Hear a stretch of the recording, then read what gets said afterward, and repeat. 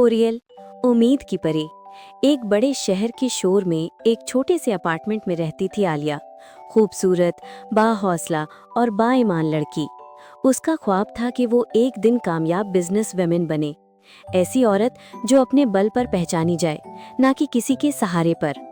आलिया ने मीडिया में काम किया, कितने ही प्रोजेक्ट्स में हिस्सा लिया, कितने दरवाजे खटखटाए।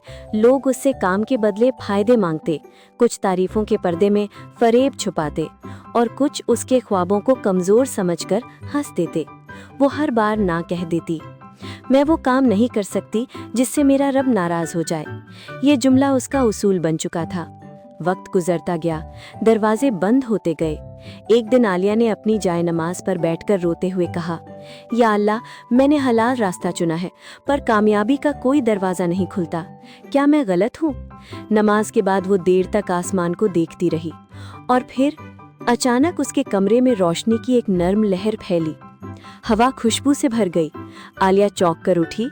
सामने एक हसीन परी खड़ी थी, जिसके पर सुबह के सूरज की तरह चमक रहे थे। कौन हो तुम? आलिया ने पूछा।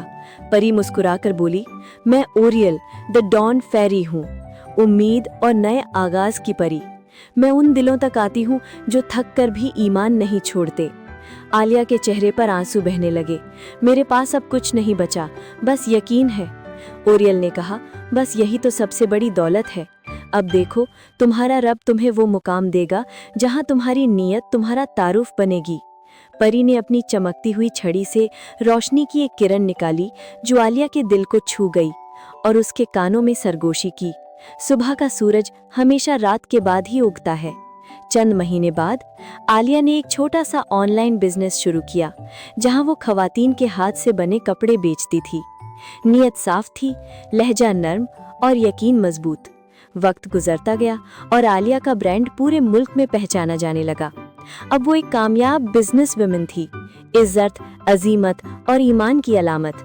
आलिया ने मुस्कुराकर कहा, मैं हमेशा उन लोगों के साथ काम करती हूँ जो अपने रब से डरते हैं, क्योंकि जो खुदा से नहीं डरता वो किसी इंसान का भला नहीं चाहता।